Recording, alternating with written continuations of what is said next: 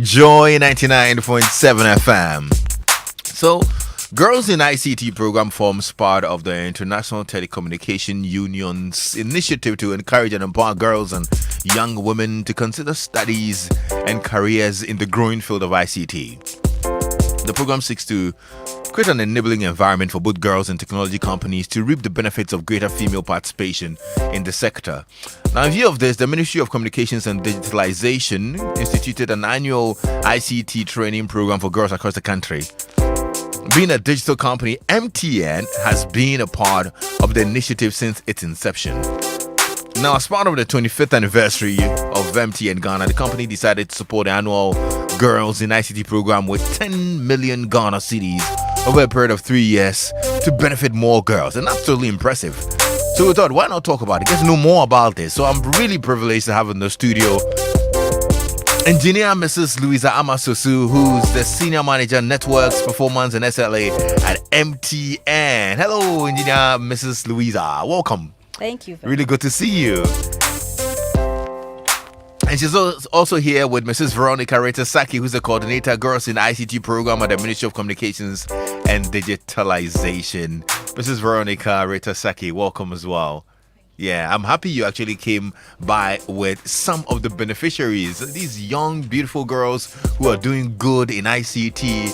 I think it's Charity Ampoma and Apetipe Esther, right? Yes. Good that you are here as well. Let's get the conversation going, and I'm sure you'd want to tell us a bit more. Give us more background to Girls in ICT, Mrs. Veronica Retasaki. And I'm sure the first thing you need to clarify is why not boys or boys and girls in ICT. Thank you very much. Yeah. In fact, we get that all the time. We get that question all the time. Girls in ICT, because there was a status quo that had created a problem. And the status quo was that we had more men in the ICT sector. It is male-dominated sector. And so we needed to take steps to address the gender divide that we have in that digital space.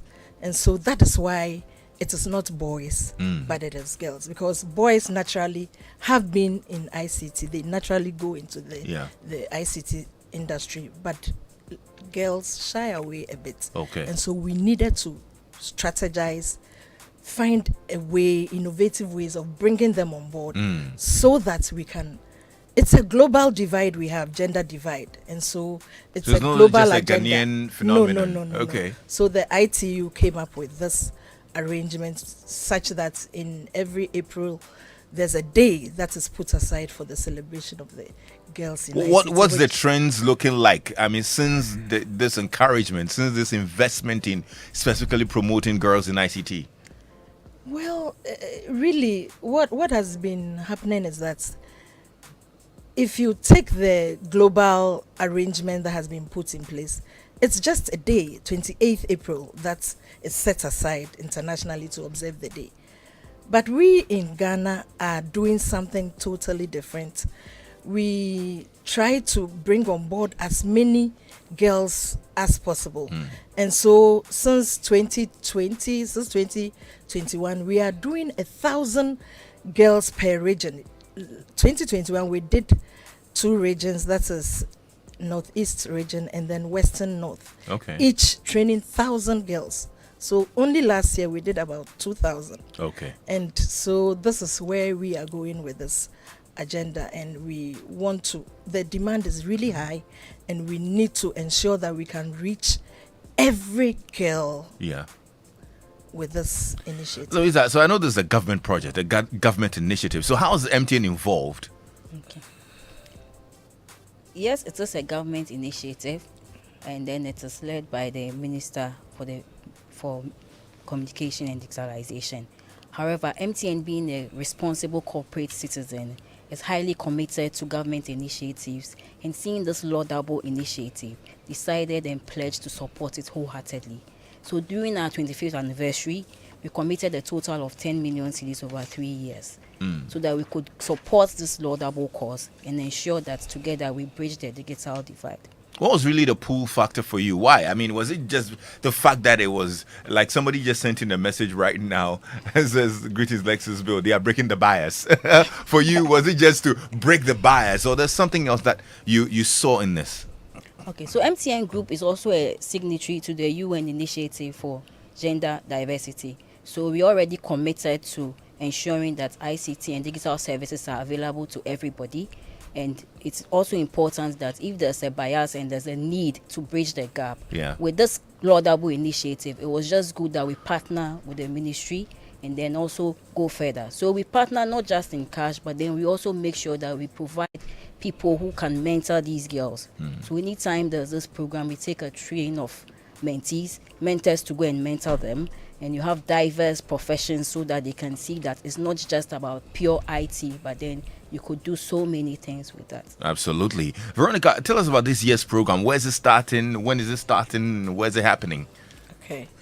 As I already said, my minister, Esla Owusu-Ekufo, is very passionate about this Girls in ICT project.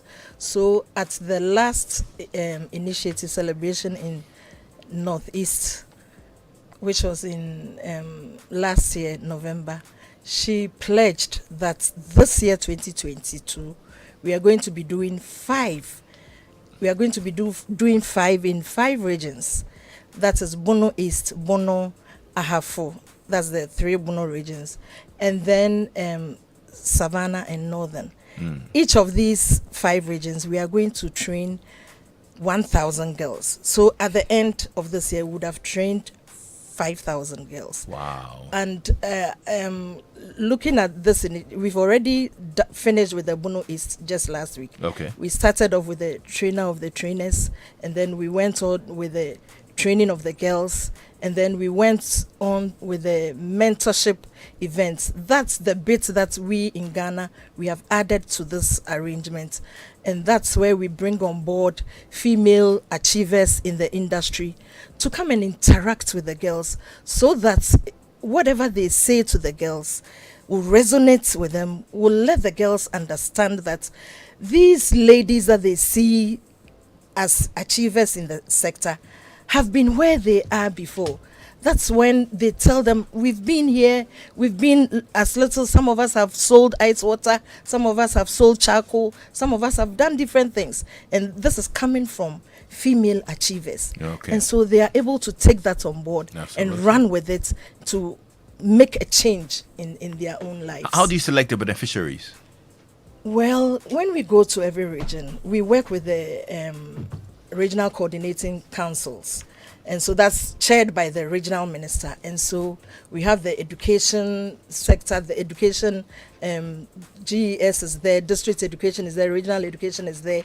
And so they come together and they work, select participants from all the districts. So every district is made to participate. Okay. So no one is left. Charity and Esther have been a part of it. Charity, tell me about it. How was the experience? First of all, I was scared. But because of Girls in ICT, I know how to use the keyboard, mouse. In our school, we don't have ICT lab. But because of Girls in ICT, I have my own laptop. Oh. Yeah, and I know how to code my game. You can code a game? Yeah, I can code almost 4 games with my own. Wow. Oh, that's impressive. Esther, are you coding too? Yes, please. Well, what are you coding? Games? Yeah, games and a story. Yeah. Yes. What really are you happy about? I mean, after taking part in this project. I wasn't that interested in coding and programming, but it has really helped me to at least develop more interest at that region. Yeah. Yep. Oh, that's really cool. I mean, as you're speaking, you can see the smile on your faces. And how do you sustain the interest, their interest in this, even after the boot camp? Maybe I should start off with you, Louisa.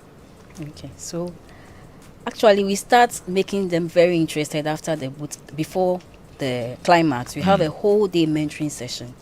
Usually have the chief mentor herself, our honorable minister. Okay. And then we have diverse mentors come around. So what we usually do is we make sure that we have a very wide variety of professions so that they can see what they want to do, Yeah. and then see that ICT is actually an enabler.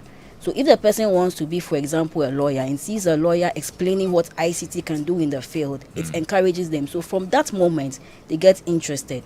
There's also other programs, which the Open Day, which Auntie Vera will talk more about, Okay. which also sustain them, and they also engage with more people.